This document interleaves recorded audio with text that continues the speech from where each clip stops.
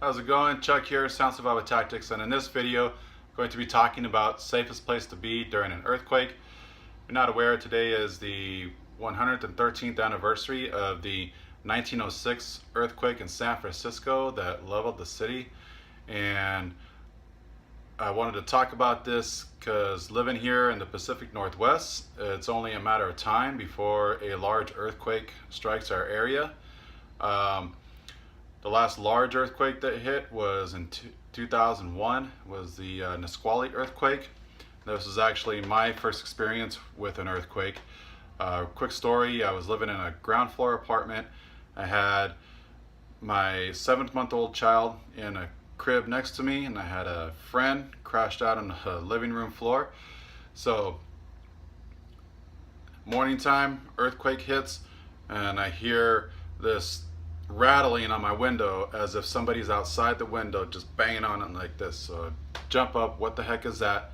My buddy comes busting into the room and he's like, grab the baby, get in the doorway. I'm like, jump out of bed, grab the baby. Next thing I know, we're standing in the doorway just swinging here. Like, whoa, what is going on? Shaking stops enough for us to move around, go out into the living room, and again, I'm on the ground floor and I can see the shock wave rolling across the living room floor. One of the most surreal things I've ever seen. And my buddy thought when he woke up that I was messing with him and pulling him backwards across the floor.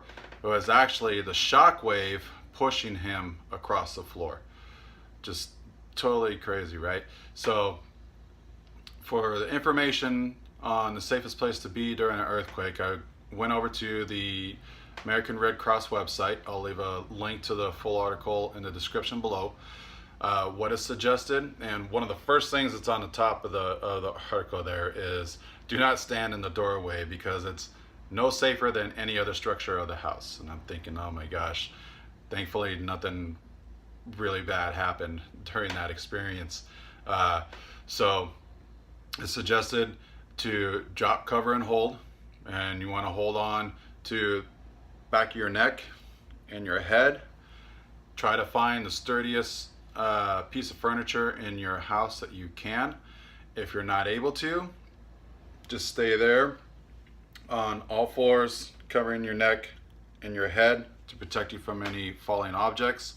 If you happen to be in bed at the time, they suggest that you do not get out of bed. You stay in bed, curl up, again trying to cover your neck and your head as best as possible to protect you from any falling objects. If you're outside, what is suggested is that you try to find the clearest area possible away from buildings, power lines, street lights, trees. Try to find the clearest area as possible, and again, drop, cover, hold, covering your neck and your head. If you happen to be in your car, they say to pull over to a clear area if possible, avoiding bridges, underpasses, power lines again. And if you happen to be in your car at the time and power lines do fall on your car, do not get out of your car because you can get electrocuted. And so what they say is to stay in your car and wait for help. And if you happen to be in a mountainous area, hiking, this again, drop, cover, hold. Also, you're gonna have to be on the lookout for falling rocks, landslides, and other falling debris from the trees and other things there in the mountainous area. And then finally, after all the shaking has stopped, be aware that there's a high possibility of aftershocks.